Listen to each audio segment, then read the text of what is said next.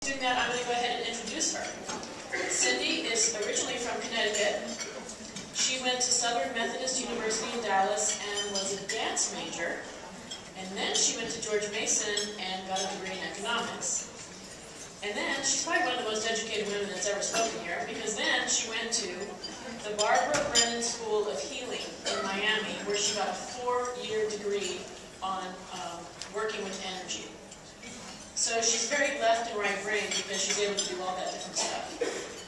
She's currently living in Leesburg, and she's married with 2 children. And she has a column in the Middleburg Eccentric newspaper on reinvention. And she works with people on reinventing themselves. So if you're going through divorce or cancer or anything traumatic like that, she can help you reinvent your life. Please welcome Cindy Bettina.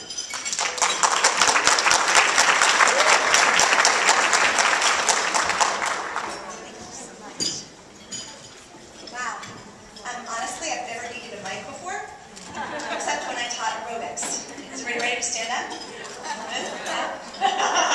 You don't want me doing that. So, in coming up with a topic today, I was sent the guidelines from Sterling Women. And it said to talk about, they recommended talking about a pivotal moment in time. Did they not know I was 50 years old? I mean, how many pivotal moments in time have you had by the time you're 50 years old, right? You guys have had, don't sit there and act like you haven't had any pivotal moments in time, right? So what it came back to me over and over was more of a pivotal journey. Let me get this right. A pivotal journey that I started probably a lot longer than 10 years ago, but we'll just say for 10 years. And I've been on this journey of moving on this continuum from self-hate to self-love. And the self-hate part, you know, that's kind of harsh, right? Because we don't walk around saying, I hate myself, I hate myself, I hate myself. Right? But what happens when you make a mistake? Right? Am I the only person in here who calls himself moron, stupid? Okay, that's self-judgment. Self-judgment is very much on the end of that continuum of self-hate, is it not? And when I thought about bringing this to you today, I thought about what a difference it makes in the decisions that we make as a business person and how we handle ourselves as a business person, where we are on that spectrum, right? What kind of risks are we willing to take when we're in that self-judgment piece, or a lower self-esteem, or a lower self-confidence? How do we handle rejection? How do we handle mistakes and failure, right? So that's why I wanted to bring it to you today, because really, this is awesome. Can I read this? I love Facebook. I steal the greatest stuff from Facebook. Because when you're in the self-end continuum, right, of self-hate to self-love, you have more trust in yourself, more belief in yourself, right? You have more self-confidence. You have compassion for yourself when you make mistakes or when you take risks and they don't pan out, right? And you have courage. Courage. I was talking to people about reinventing their lives when I was getting my hair done yesterday. Now, that took courage. Because people say, well, what do you do for a living? And I say, I'm an energy worker. And they say, oil and gas. Right? So so then I know I have to go through the whole, it's the whole being, and the physical and the emotional. Okay? So when we're in this place, we're going to make very different decisions. We're going to be more bold. We're going to take bigger risks, right? This is the place we really want to be. Oops. Okay, so it's interactive. I know it's coming, right? So, if you wish, you don't have to play along if you don't want to. You put your feet flat on the floor for me, put your hands in your lap, sit up nice and tall. Because one of the first steps on your Cliff Notes, you're getting a Cliff Notes journey today, just FYI, so that you can fall deeper in love with yourself today, so that you can be an even greater business person. One of the first steps is identifying superego. So let's say hello to our superego, shall we? So closing your eyes and breathing. And in this visualization, in your mind's eye, I would like you to put yourself in a bathroom. A bathroom with a full-length mirror. It can be any bathroom. You ready? Now I want you to get butt naked. In front of that mirror. Men, you can do it too, but don't you get looking at the women. Personal boundaries. Okay, so let's get back. Close your eyes. Okay, so it really changed everything, didn't it? Right? When you had to stand and when you imagined yourself sitting in front of a mirror naked. Right? So I want you to get curious about yourself. See how much judgment there is when you look at yourself in the mirror. Can you look at your whole self in the mirror, or do your eyes only stay in one spot? Is there any self-talk? Do you hear a voice that's maybe comparing you? Comparing your thighs to Sally's thighs? Your nose to Edna's nose? Right? Is there any criticism that's coming? So slowly opening up your eyes. How many of you had any negative self-talk? Any criticisms, comparisons?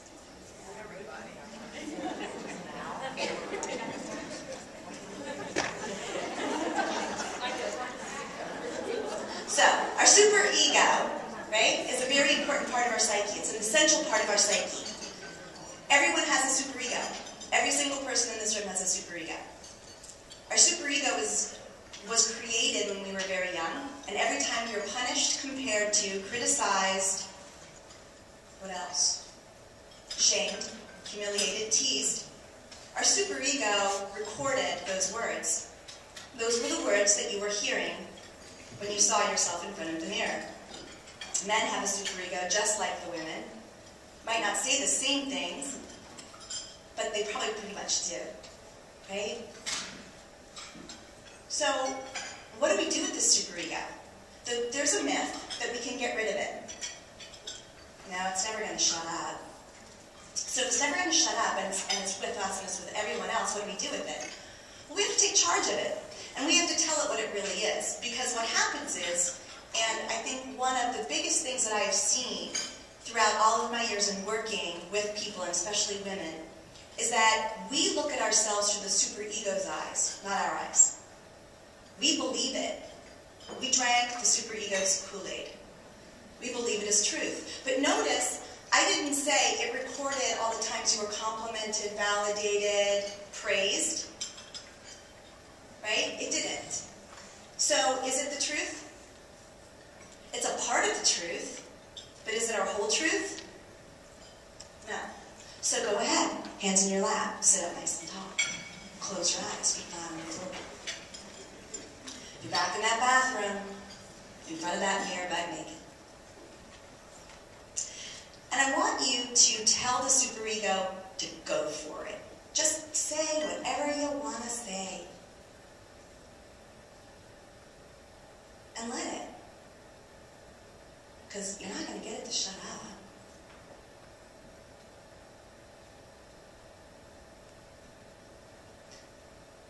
Now I want you to, in your mind's eye, not out loud, I want you to repeat after me.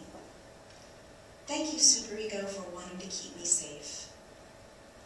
For not wanting me to be embarrassed or humiliated, and not wanting me to fail. But I'm going to choose today whether I compare myself to another person or not.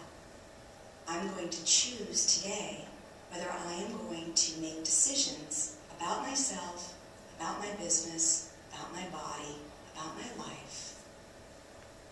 I'm going to make a choice as to whether I listen to your words today.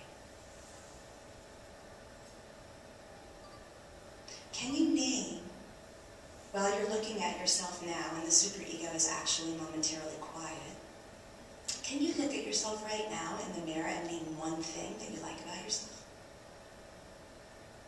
If that's easy, too. And slowly open your eyes.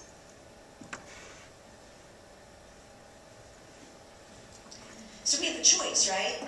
We have a choice to believe our superego. We have a choice to listen to our superego. We have a choice to look and make decisions based on our superego. Our superego is important. I can tell you one time where my superego really saved me. When my daughter turned 15 years old and decided to start shopping at Abercrombie & Fitch. And I was shopping at Abercrombie & Fitch, right? And my superego said, Cindy, do you really want to be wearing the same clothes as your 15-year-old daughter? No. You want to look at your competition and find out how your competition is better than you? Where they have strengths where you have weaknesses? Ask your superego, right? It's been comparing you to other people your whole life. Okay, so our superego is not a bad thing. We just have to make choices as to whether we listen to it or not. Okay, feet flat on the floor, sit up nice and tall, close your eyes. Back to the bathroom you go. But I want you to be in front of the mirror in your best business outfit. I want you to put your best business outfit on. The outfit that says, I'm going to close this client today. For men, it might be the power suit. For women, it might be a suit. It might be your greatest pumps and your best dress. This is an outfit that hides your imperfections and accentuates all of your assets. You're having a great hair day, by the way, and makeup day. When you look at yourself in the mirror, what do you see? Can you name 5 things that make you great at what you do? That make you a great business person or mom and mom? A great salesperson? A great marketing person?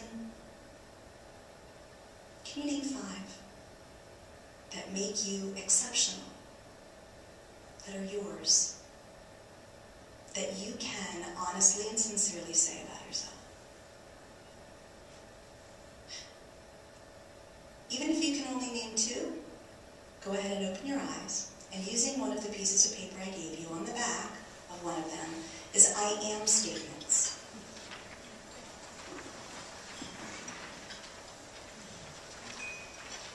And I'd like you to write down the 2 or 3 or 5 things that you could write about yourself as I am statements. So these are my examples. My first I am statements. I'm intelligent, passionate, creative, hard worker, honest. And you can fold that piece of paper up if you want afterwards. It's yours. You don't have to share it with anybody else unless you want to. But where do we go from here? Where do we go from here? Sometimes if we've been drinking the superego's Kool-Aid for too long, it's really hard for us. This is one of the hardest things I have my clients do, is write I am statements that are positive and they have to believe. So I tell them to look elsewhere.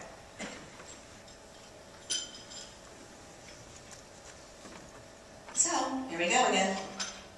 Close your eyes, if you wish. Feet flat on the floor. Breathe. You're back in your power suit in front of the mirror.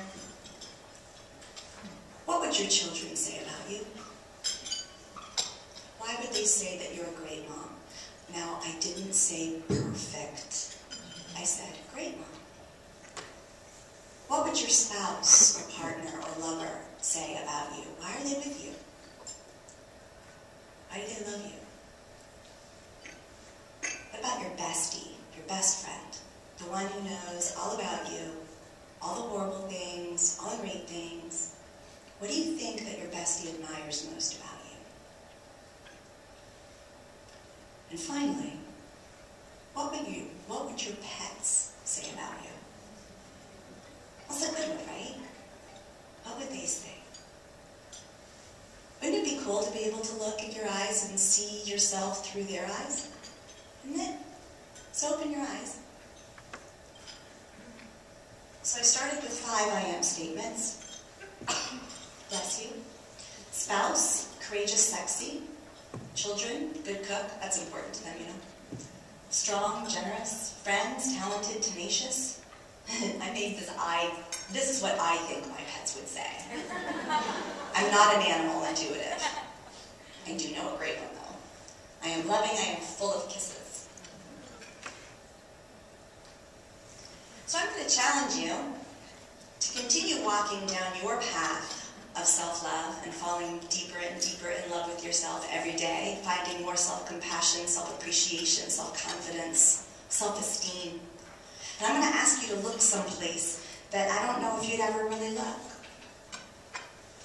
But some of our best gifts are hidden by shame. So go into those things about yourself that you have always been shamed for and looking differently. So, I'll give you some examples because that might be a tough concept. Blah, blah, blah, blah. I got thrown out of a library when I was 5.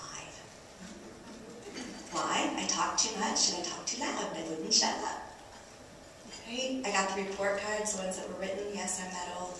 Said Cindy's great to have in class, but she likes to entertain the class when I'm trying to teach. Blah, blah, blah. I can't tell you, probably in the thousands, the number of times I was told to sit down, shut up, be a good girl. Sit down, shut up, be a good girl.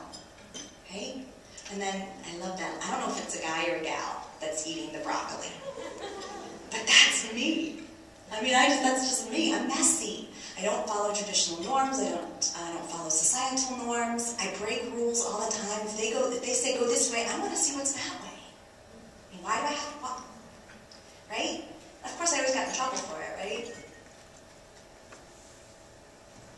So what did I find? I found out that I'm a really good speaker and that I am larger than life. Otherwise, you guys would be falling asleep right now and be going, when the hell is it over? And if you're really thinking that right now, don't tell me. Okay? I am full of energy, and I am messy. I couldn't be an energy worker if I was following traditional roles, right? I couldn't do it, and I couldn't be helping people the way I help people. So I encourage you, you all by now have my email. I want to hear it. Tell me what you found. I would love to know. I would love to see your I am statements, read your I am statements. I would love to find out how you turned those moments of shame and places of shame and saw that they were some of your best jewels, your best traits, your best core qualities that make you exceptional at who you are and what you do.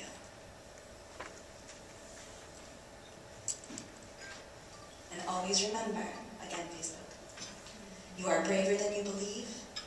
You are stronger than you seem. You are smarter than you think.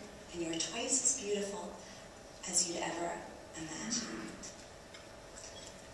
If you wish, close your eyes one last time. Put yourself back in front of that mirror again in your best power suit, something that you feel really good in.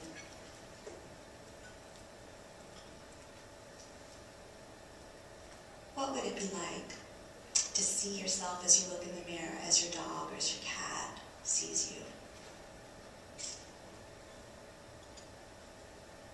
When you look in your eyes in the mirror, do you see your heart? Do you see your soul? Or do you allow people only to see your fear that you might not be skinny enough, or smart enough, or bright enough, or good enough? Can you challenge your superego? Can you take charge of your superego and look at yourself through different eyes, fresh eyes? Can you see that you are braver than you believe?